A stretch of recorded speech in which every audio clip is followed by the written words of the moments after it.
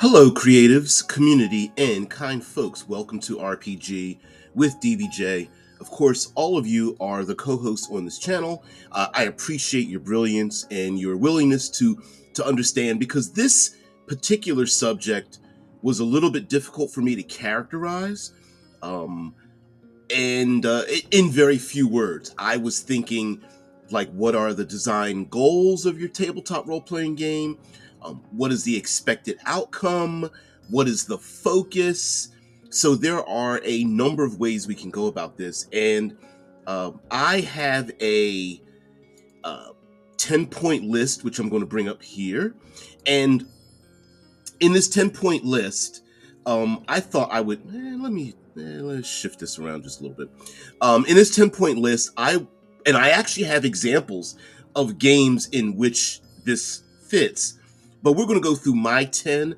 Yes, we can split hairs. There's a bit of a crossover, and ultimately, the combination of the theme of your tabletop role-playing game and the flavor, the fluff, the setting, combined with the mechanics of your game, should lead to an end result. And what is the end result of your tabletop role-playing game?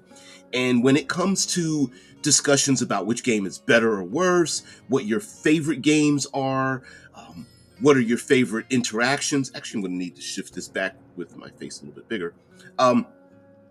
What are your, maybe there are some of your favorite outcomes in tabletop role-playing games. And so I like these different categories because it gives us a combined language. So when two individuals in our community are at odds with each other in terms of the kind of game style they want, the games that they play, we can now disseminate, well, I like this game not because it's fantasy or a D20 clone or science fiction or horror, but maybe it's because of the outcome. Maybe this game is more collaborative and I'm looking for a more collaborative experience. Or maybe the game is about attrition or sacrifice, and that the hard decisions on whether to keep a resource or expend that resource to move forward is important to you, whereas for others, it may be simply, you know what, life is stressful out there. When I play a game, I just want it to be a sports competition. I want hard and fast rules. I want to know that we're all on an equal playing field, and we're using dare I say, similar equipment and tactics, so that I understand both what I'm doing and what maybe something adversarially is being done to me in the game. And we all know we are all using the same profile in many ways in order to achieve a goal. So let's begin with an honorable mention. Whenever you have lists, there's always things you leave off the list, and there's plenty of things left off the list. This is a game that I had brought up before, and I'm going to just show this. Ooh, it's very bright. This is a game I brought up. It's a two-player game known as A Single Moment, and it is designed around the imagine a movie with two samurai, and mind you, there is a science fiction and a western and variation of this at the back of the book, but thematically, two individuals are coming to odds with each other, and one or both will die. That's how this game starts, and then we flash back to all the scenes in which these characters are conflicting with each other. And so this thin tabletop role-playing game for specifically for two individuals, and both individuals play a part. It's a 40-page document, a flimsy, pocket-sized zine. So if it's something that you'd like to engage in, and again, it has a predetermined outcome. Both people are going to die. This is a two-player game, so it has a lot of specificity, but I wanted to shout it out because it's very well written.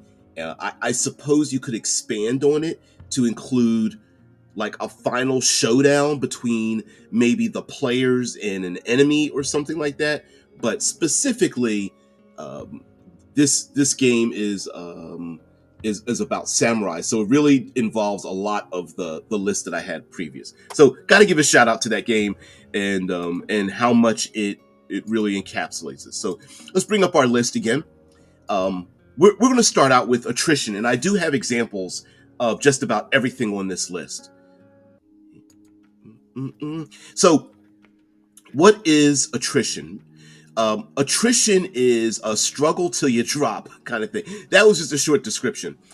Some games want you to be big damn heroes.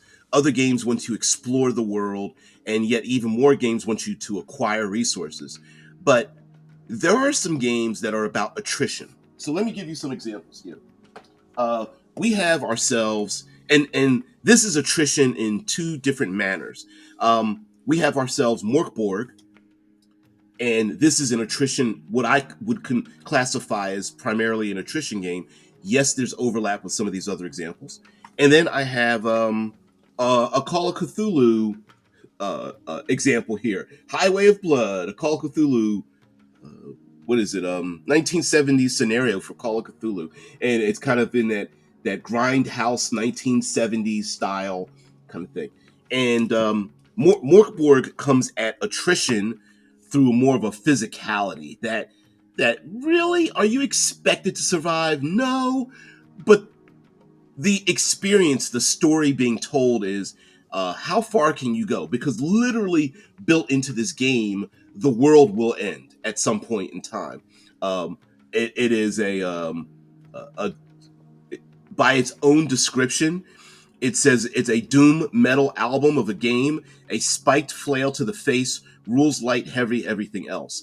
Lots of flavor, but survivability, not really. So, literally in character creation, they have a random table of suggestion to acquire some sort of disadvantage, and those disadvantages begin to grow with you as you adventure in the game. Things from having a diseased arm, an eye poked out, a lame leg, just starvation and insanity and that kind of thing. We all know Call of Cthulhu. Is the type of game that is attrition through insanity and the Lovecraftian horrors and destruction and looking evil in the face kind of attrition styled game. And in many ways, this is why I wanted to bring up the honorable mention of A Single Moment. Sometimes a game has a predetermined outcome, and those that enjoy those games know that at the end of it, I won't be able to play my character any longer. You can call it death if you prefer, but mechanically, it just means your character will no longer be playable. Death happens to be a version of that. There are other games where, like for example, Call of Cthulhu, maybe your character is driven insane. Drew says, "You two failed to notify." Sorry about that. Thank you very much, Drew, for being able to find it. I'm not exactly well. I'm not the biggest channel, so that has a lot to do with it too, in terms of like being notified about things coming up. So I bet that has a lot to do with it. So games like A Single Moment, where literally the game starts out with a scene where in the blink of an eye, your character's already dead. Morkborg, which basically has a game mechanic that says the world's going to die. What are you going to do before that happens? And then in games like Call of Cthulhu, where it's again, it's not whether you can run the fastest, it's whether you can run faster than everyone else, where insanity is lurking around every dark corner that the player characters are involved in. A lot of times people, I believe, are attracted to attrition games that because if you have a predetermined outcome, then the experience is how long can your character exist in this world, and what choices do you have if you know that your character is going to come to an end at some point in the future. So not good. Everyone's not drawn to it. But again, I'm just trying to come up with give us a language we can describe why we love the games that we are interested in. So number 2 is improv. So I do have some examples. I love bringing up my examples. Improv. I decided to bring up Knave for improv, and improv is focus from randomness. And some improv games, especially those that are completely filled with random tables and things like that, are games that ask of us, much like the television show, Whose Line Is It Anywhere? Can we remain focused when chaos is thrown into the mix? Essentially, it's role playing as if we were improv actors and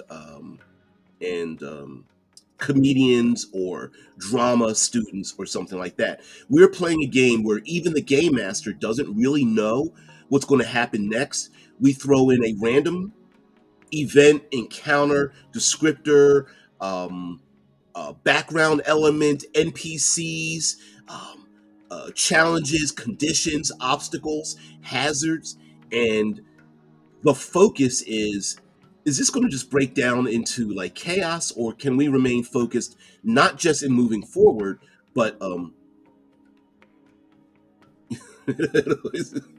Andrew's like, the rules are made up in the points that matter anyway.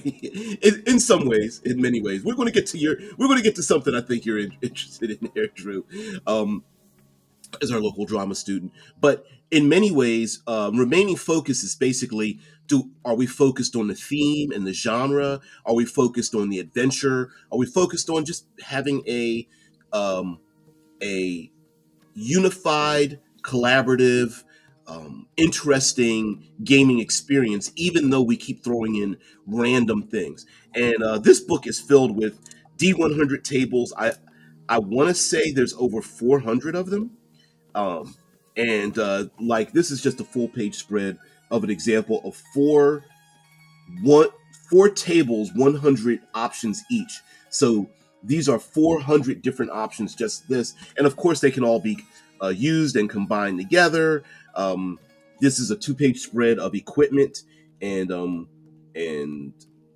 monsters and spells and names and personalities and downtime and things like that. And this can be a challenge, and some people love the challenge. Game masters and players that don't know what's going to happen next, and using the dice to adjudicate what's going to happen next. And this isn't about success or failure. This is just who are we meeting? Where are we going? What are the dangers? What are the challenges? What are the new things thrown in our path? And then using our creative combined experiences to shape the chaos and relate it to the world in question. So it's not really about a world of chaos. It's random elements like NPCs and physical structures and hazards and problems that happen, and exercising our creativity to say, well, here's the reason why this brand new element that just happened 27 seconds ago fits into this world. So improv. Some people are drawn to improv games. All right. Sorry about bending over, but I do have a stack of books next to me and such. So sacrifice. Some games are about sacrifice, and this is more it's a little bit here with Drew's comment here. It says the rules are made up and the points don't matter anyway. The rules are made up, and sometimes sacrifice can be in world, and some other sacrifices can be mechanical. And I'm going to show you 2 games that are both. Blades in the Dark is an award winner, and Blades in the Dark is a game about sacrifice. And what I mean by sacrifice is the game has something that the players begin with or can acquire, and there are hard decisions made in terms of, do I sacrifice or expend this resource to gain progress forward? Blades in the Dark, built off of, and like many Powered by the Apocalypse games, are built around the yes, no, if, and, or buts concept. or sometimes referred to as failing forward or succeeding with complication. And these games are absolutely about that. And Blades in the Dark embraces that idea that you thematically your characters are criminals existing in a high stakes world of criminality in a neo-Victorian region that is has bounded walls, literal bounded walls, and you're trying to survive. And in order to move forward, there's characters will constantly be in conflict with complications that will complicate their lives, make their lives dangerous. But to move forward, it's the acceptance of that. As a matter of fact, there's even a game element called A Deal with the Devil. And it is, I need to succeed. What's the penalty I'm willing to accept? What kind of setback, drawback, limitation, further danger in the future, what am I willing to accept with that? We have another game here, Dead Air Seasons. Not very common. It is an Italian-ish survivalist game based off of very closely related to the Last of Us video game series and television series. It is a post-apocalyptic game, and this game is a little bit more internal within the narrative about sacrifice. And this game represents post-apocalyptic community, and the players, in order to progress, may need to sacrifice resources, food, water, safety. Scarcity is part of this game, and do you move your community and travel across the uncharted and dangerous landscape? Do you have treaties with other communities nearby who are also trying to survive? Those kind of things. So this is a little bit more internal in terms of sacrifice. This game is more external. It's more of the meta of the rules, but it still fits in thematically.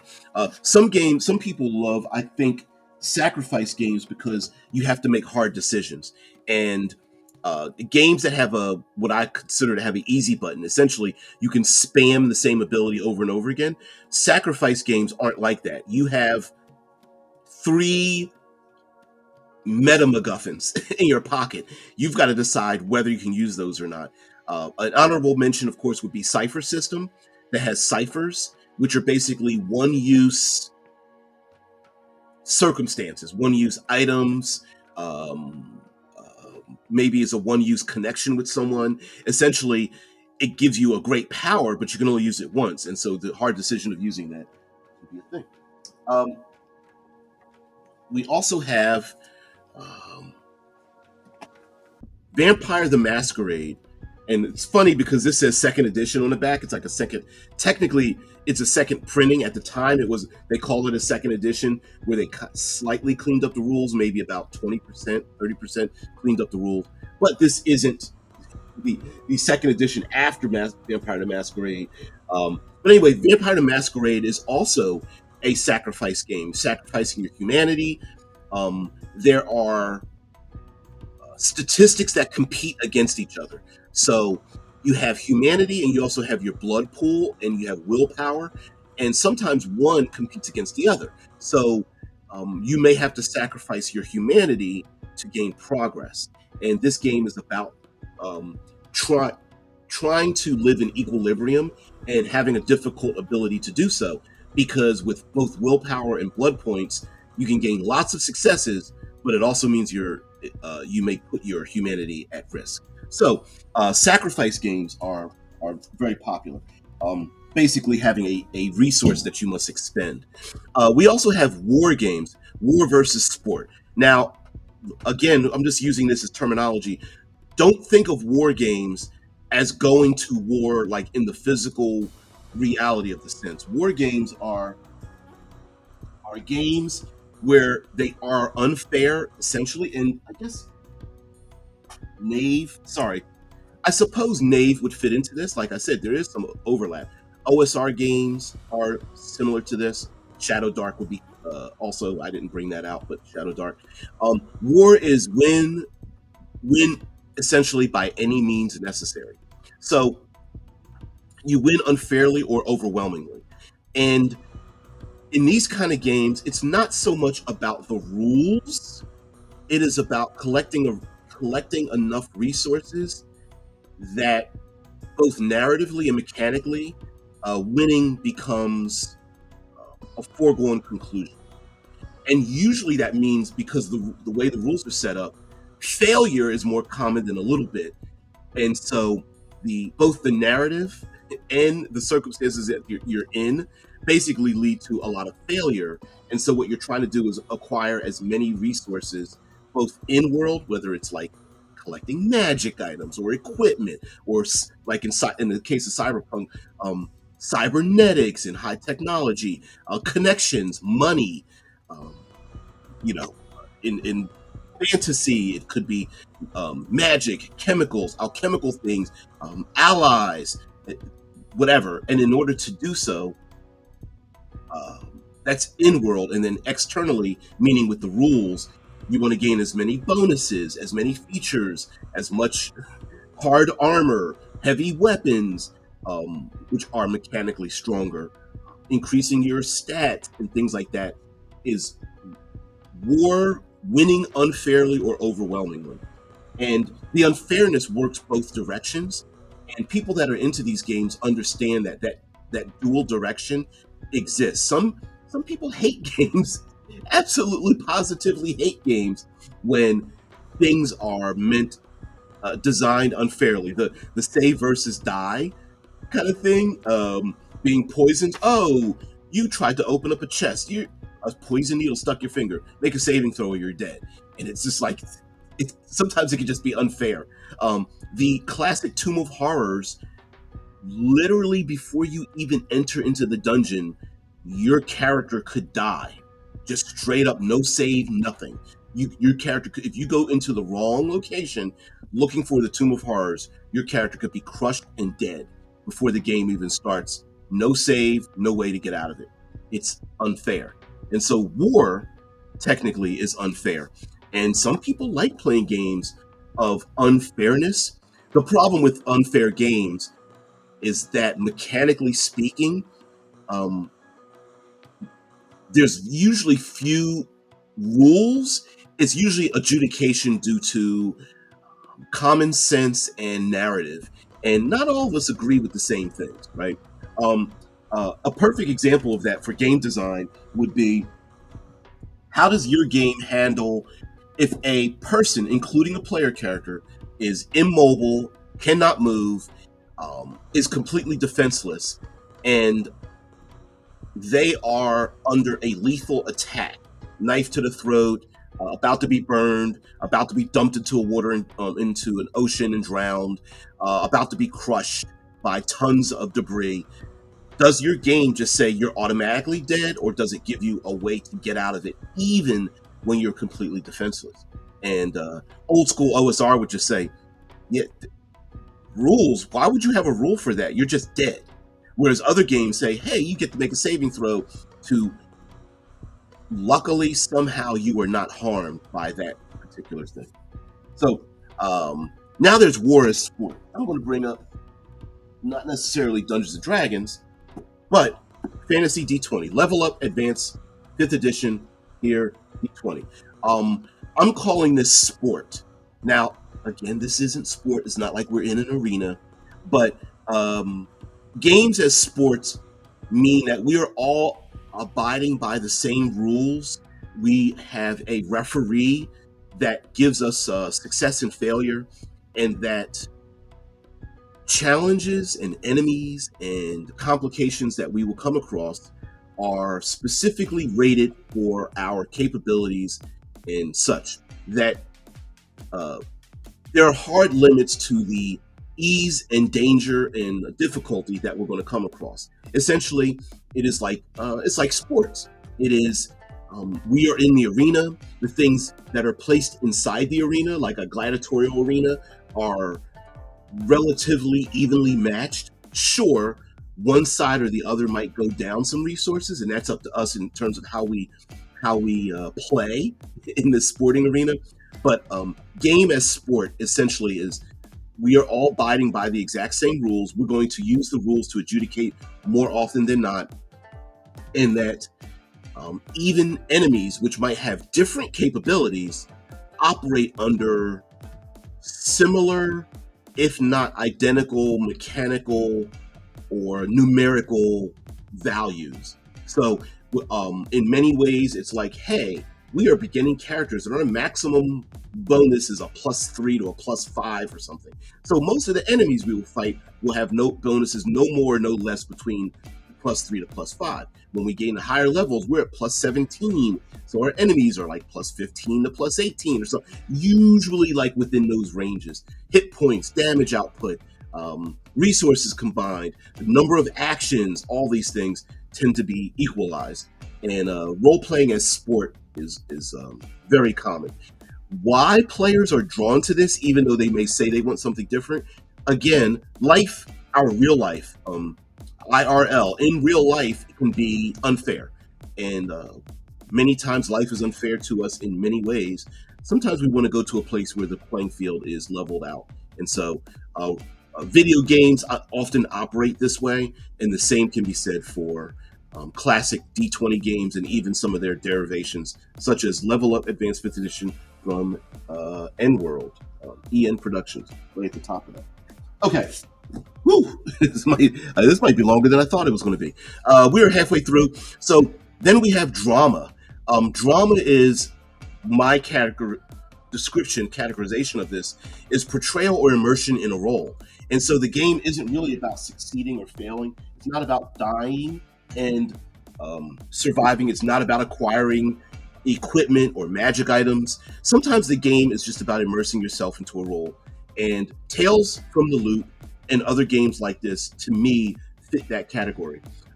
Tales of the Loop is player characters portray children. As a matter of fact, mechanically speaking, you pick an age for your character, up to no more than 17 years old. And if I believe you get like 18 points to divide between your various things. The younger your character is, like let's say you pick age 12, then you have these 6 extra like luck style points. So yeah. I'm totally immersed in the role of the drama queen. Yeah. Now, this game does overlap with some of the other things I do have on this list, like such as experiences and collaboration, puzzles, and things like that. But I think ultimately this game is not really about. Is it about success? Sure.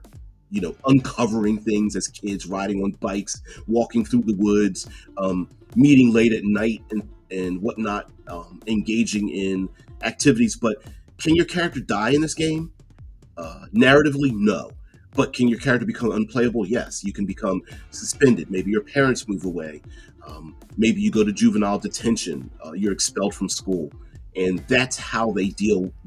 There is no character death because you are playing children. But like many kids on bikes style adventures, maybe in this game, your characters must uncover, the secrets of a time travel machine that went wrong, or a Sasquatch-like creature that's hiding in the woods and you're trying to feed it. E.T. and many of the PG young adult style adventures, and here in the States we even have television channels dedicated to young adults and the adventures that they go through and solving situations, maybe trying to solve a situation with your parents, or trying to stop a bully in school. And then you throw on top of that some extraordinary element, whether it's experiments, high technology, cybernetics, robotics, like I said, time travel, multiple dimensions, even magic and psionics and things like that. You throw a little bit of that on there, and this is what this game is about. And again, it is immersing yourself into the role of your younger self, and it's very nostalgic in many ways. This takes place in the 80s specifically. There's also a version of this that advances the story 10 years, known as Things from the Flood. It's a little darker. It's a 90s era game, and a little more emo, a little more leather involved, and plaid, and spikes. and whatnot. But very much a drama game. And yes, there are success and fail states in the game, but it is less important than the immersing yourself in the role of the kid, being petulant and inquisitive, curious about your environment, having fears and things of that nature happening in the world, and dealing with those things as a kid, having unrequited love and crushes. All of that is dealt with this. And there's plenty other games, but I thought I'd pull this one up. Um, Here we go. We're getting there. We're getting there. Collaboration, um, building with others. Some games require building with others, and that's the thing that draws them to the game. And for mine, it is Dream Chaser.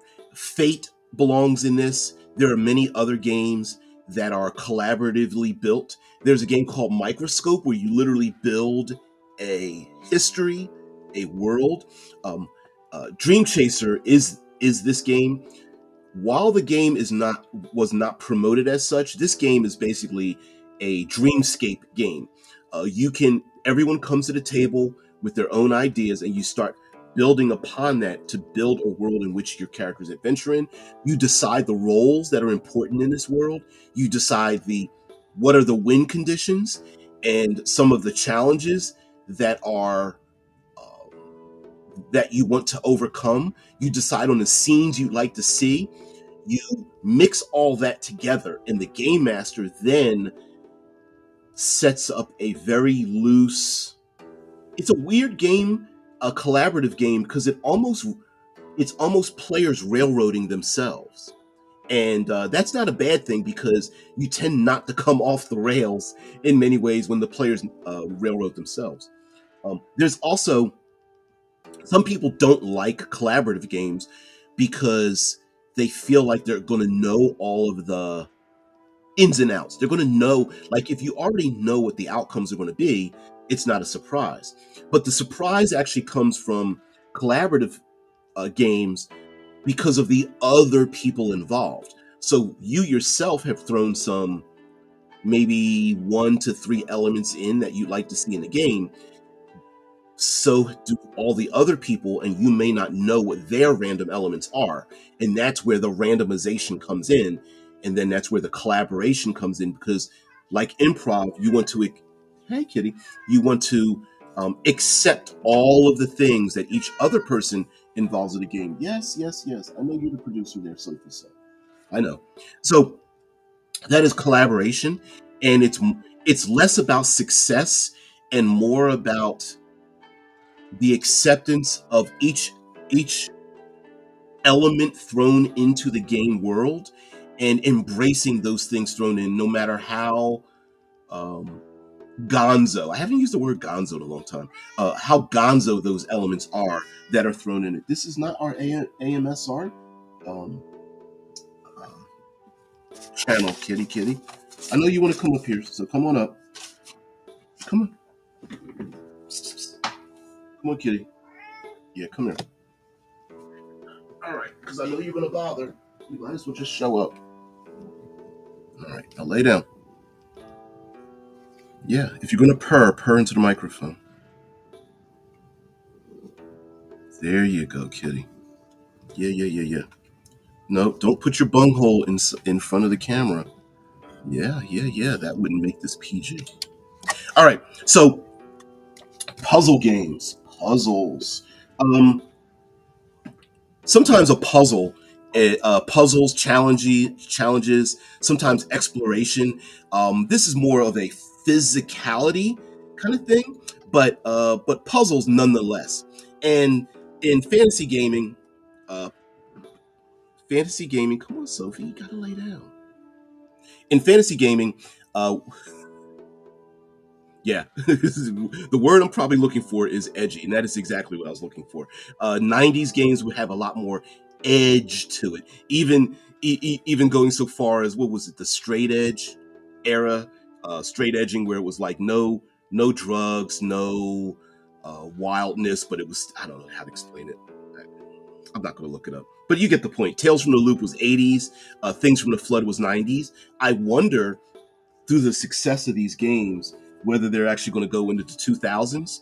So I don't know. And what would it be called? I don't know. It's a Swedish game. There's a stateside version, not state version of it, but part of the setting in Tales of the Loop happens in Sweden, I believe, and the other one happens in Denver, Colorado, whatnot. Things from the Flood, I think, is a little bit advances the storyline, but it still takes place in the same areas, and it's just general like semi-urban, suburban commonalities and things. So here we have the UVG, the Ultraviolet Grasslands, and when it comes to puzzles, it's about solving challenges. And this is a game literally based off of that, where you travel. It's a Oregon Trail travel log kind of thing where players go from location to location. This book is an entire point crawl.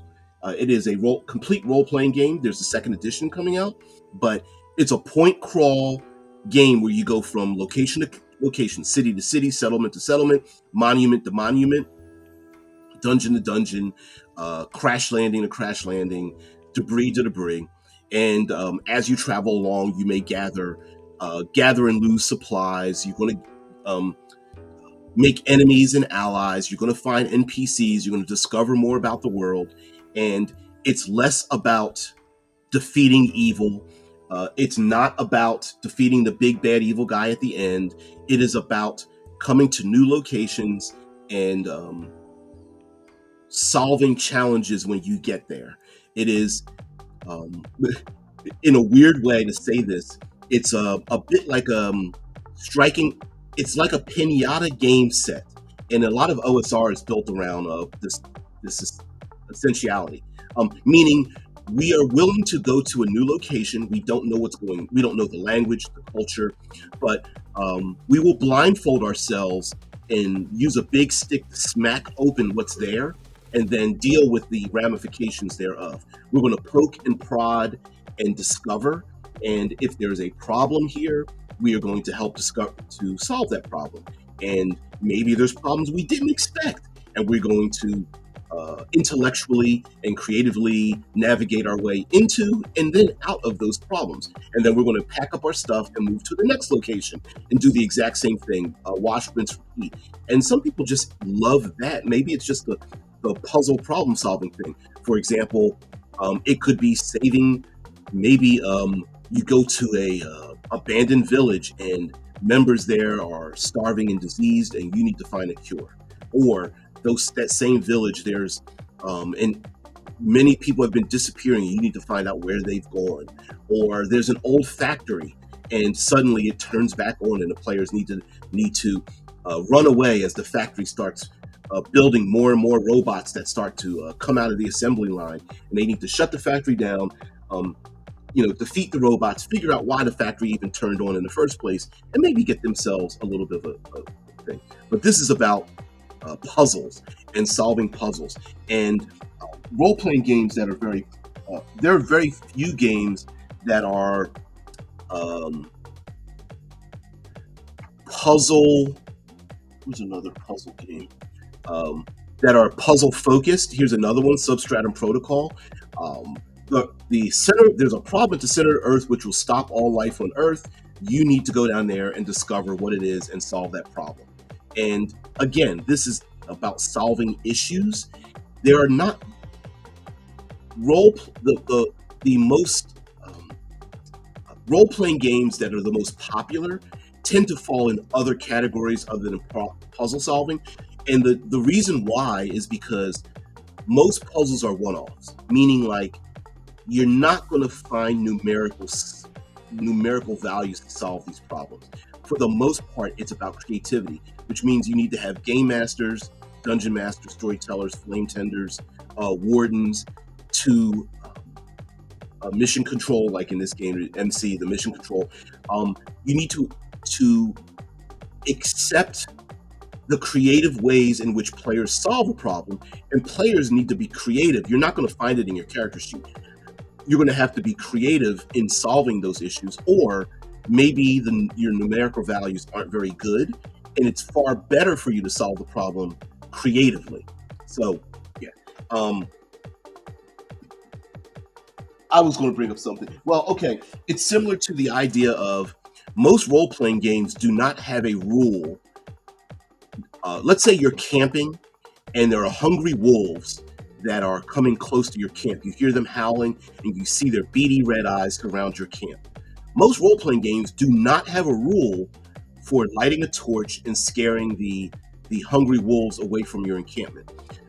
More games don't even have rules for the wolves who are willing to basically steal some of your food in your backpack. They're not really here to eat you. They're really here.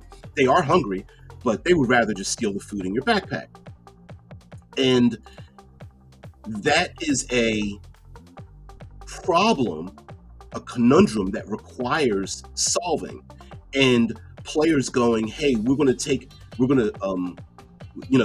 of us are going to take lit torches, sticks, and drive away the wolves while somebody else gathers some of our foodstuffs. We're going to stick it in the backpack and throw it away from our encampment, and then we're just going to leave and let them fight over the food or whatever the case may be. Now, there may be no mechanical way to solve that, but that is a creative way and a very common sense way for a dungeon master, game master, or someone to say, yeah, that solves the problem, right? This is a game known as what we got, genre, and our last two, genre and experiences. Act and react with thematic tropes and then experiences. And I'm gonna throw. Let's do it like this. Here we go. Act and react within thematic tropes. And one of my favorite I bring up all the time. And this is a tome of a set. How many pages? 400. 509. This is a 500-page book, and it is Wraith the Oblivion, the 20th anniversary. And you play a ghost. And genre-wise, you play into the tropes of all the ghost-like movies, television, novels, graphic novels, plays you'd ever think of. It is the trying to speak into the ear of a loved one who is crying. It is embracing anything and everything that is about those genre tropes. And this is going to bleed over into experiences as well, because other tropish games like Call of Cthulhu, 1970 scenario for Call of Cthulhu, Highway of Blood. Side note, I was a contributor to this from Critical Hit Publishing. You can find this, of course, on thru. Plug. Anyway, Call of Cthulhu is definitely a horror game based around tropes. Tales of the Loop is based around tropes as playing children. As a matter of fact, in Tales from the Loop, sorry, I know I keep bending down over here because I get this big stack of books. In Tales of the Loop, it specifically says the adults in the world will not help you save or solve your problems. So even as a player, common sense would say, hey, we think our neighbor is a serial killer, let's call the cops. It's not going to work in this game, because the reality of this game is you as children must solve the problem. So therefore, calling the police because you think your neighbor is a serial killer, the police are going to go over to the serial killer's house. They're going to talk to the person there, and they're just going to go away and go, you kids need to stop calling us. We're not answering the phone anymore. We're going to talk to your parents if you do this again, right? The reality, the genre, the thematic trope of this is that the kids need to solve the problem. The adults are useless, right? Can't go to your parents and solve the problem. Yes, reality-wise, it may make sense, but within that world, no. Lastly is experiences. Again, Wraith the Oblivion and this game, Everway, are about experiences. Lastly, experiences. Sometimes it's just engaging in a game It's not about success or failure. It's not about overcoming challenges. Sometimes it's about the experience itself. And like playing a ghost, and in Everway, playing an individual that travels through a world, a sword and sandals ish, tribal ish type of game where the this is the randomizer, this is the adjudicator, this is the mechanics. It is a extremely modified tarot deck style um, randomizer, an adjudicator, and that is how you navigate in this world. And yes, will there be problems to solve? Sure. Will there be enemies to fight? Sure. But maybe it's just about coming to terms or creating relationships.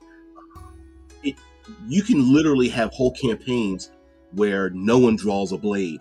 This game doesn't even have a combat resolution system, or let me be more specific. It has a conflict resolution. That conflict could be violent, but it doesn't need to be violent. That conflict can be the combat in this game is done exactly like you would have a relationship with a family member, trying to bargain for a cheaper price, trying to establish a peace treaty, navigating through dense woods and not getting lost, forging over a raging river. It's all exactly the same way. It uses the same system. This game doesn't even have an armor class, weapon damage, hit point system at all. It is all about experiencing and discovering this new world, and discovering both yourself internally and the world externally simultaneously, and interacting with fate versus fortune. Whether are the lives of the player characters predetermined due to tarot, or are you fighting against the predictions of the world and forging your own path? And the two may come, both of those can come into conflict and or be used by the player characters. Hey, I was destined to be this individual, or destiny is telling me there's one outcome and I'm going to fight my destiny. And all of those can come together, mix together, and the tarot deck is both meta, meaning like it's a game mechanic, and it's an in-world system. Players themselves can have their fortunes read, and then those fortunes could come true in the game. In a bit of a self railroading system, and it's kind of cool when you experience it. And again, it's not about success or failure. It's not about a treasure acquisition. It's not about level gaining or power. It is more about experiences. So, to summarize, wow, I got it done before an hour. Okay, to summarize, let me get this a little bit, our table here a little bit bigger. To summarize, these are a list of some of my, I called it types of RPGs. I'm sure there's better nomenclature to describe this list. But ultimately, it's my example of, if you combine the flavor of your game, the setting, whether it's high-tech cyberpunk and low-life, whether it is fantasy or swords and sandal or prehistoric, maybe it's Victorian era or Western expansion across the U.S. type of theme. Maybe it's science fiction exploring our own solar system, like Mars and the moons of Jupiter, or going through stargates to other worldly places. Maybe it's about exploring the afterlife, or personal horrors, or coming to terms with one's own psychological issues, and that's what the game is about. Heck, I even introduced a game about dreams, and maybe all the conflicts that happen in the dreams are internalized by the players having to encounter those things. But all that comes to these 10. Please let me know if you think something should be added to this.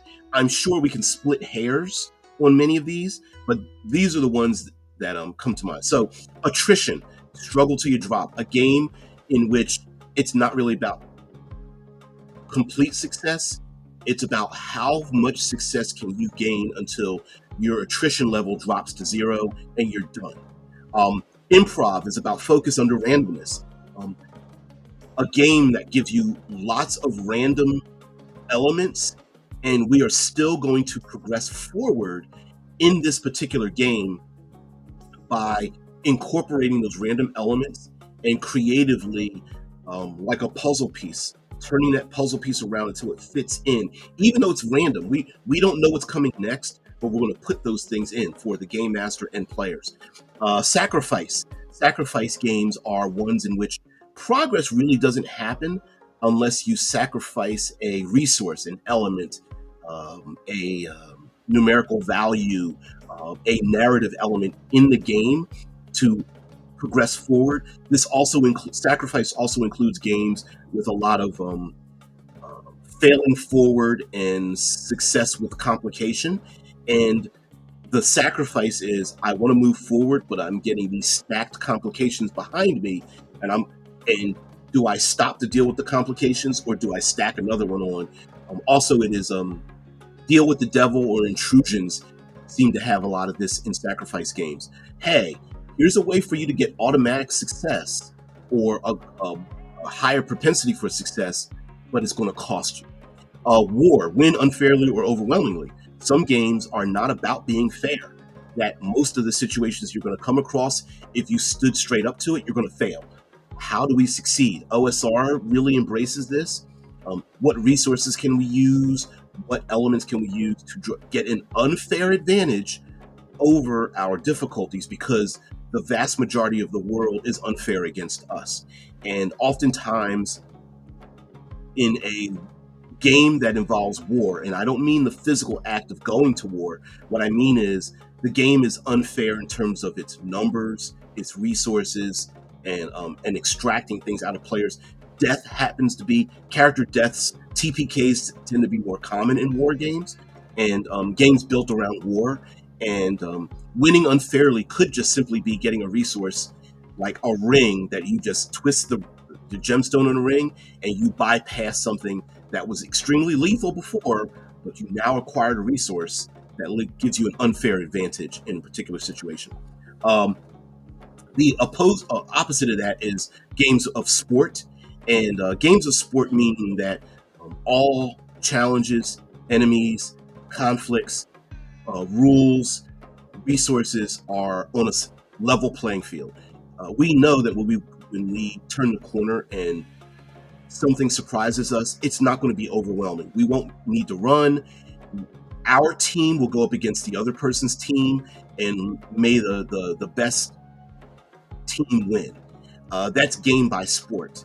And there are many games. Some games literally embrace sporting, but like I introduced war, like Cyberpunk is that way. OSR games are like war. Modern Dungeons and Dragons games are like sport. We all operate under the same rules.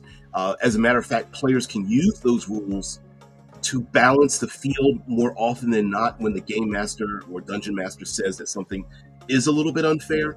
And even when the narrative says that a thing, there is zero chance of being able to survive something, the game usually has a rule that says, well, no, this is a sport and our sports players need to remain in the game. So we're just going to give you a foul and you got a timeout, but you can jump right back on into your team with your teammates. There's drama, which is drama and collaboration and genre and experiences are very much linked with each other. Drama is portray or immerse in a role, and immersing yourself in the role of an assassin or a child or someone suffering from some past guilt. The game's not really about success. It is about portraying a role, and you progress further in the game when you are portraying that role. And so some would classify this as playing non-optimally, and there are games that reward you for playing non-optimally, but that's actually funny because the games that reward you for playing a role will reward you and your actions. Therefore, playing optimally could be being scared, having guilt, being cowardly, um, uh, making the wrong decision at the wrong time, expending a resource you know that's important for everyone else. What are some other there's lots of other drama. A lot of times we associate drama with weakness and working against the party. I don't have the physical book, but Thirsty Sword Lesbians is a game that involves that, where characters have emotional stresses, and you portray your character with these emotional stresses, and your other players understand that in this game you may be working against them, and that they may have to make a decision between, do I want to progress forward or help my player, my other teammate out by letting them get over their emotional baggage. Lastly, we have puzzles, genre, and experiences. Puzzles are games where you solve a lot of challenges. Not a lot of games that way. There's some games that portend to have challenges in them, but games that involve puzzles are about getting over challenges. And some of those challenges could be physical. Getting across the raging river, the rope bridge, navigating the maze. Sometimes those puzzles can be hacking, heists, or puzzle challenges. Sometimes a puzzle could be social. What are the things? What's the leverage I need to accomplish the goal, to get the people to do the thing that I want? Could also be a challenge. And sometimes it could be acquiring certain resources out in the world to bring them back, to get the social dynamic to shift in your favor. Genre is similar to drama in terms of act and react within a thematic trope. Now, the difference between drama and genre is that we all know genre of movies, music, television, et cetera, et cetera. And these are games that reward you for acting within those tropes, even if those tropes can be a little bit eye-rolling. So in a horror game, it is splitting the party, because you're not supposed to do that. In a horror game, it is going somewhere where you know you're going to be trapped and surrounded by the horrors, instead of just driving away and going, hey, this house has bleeding walls, I don't think we should buy this house.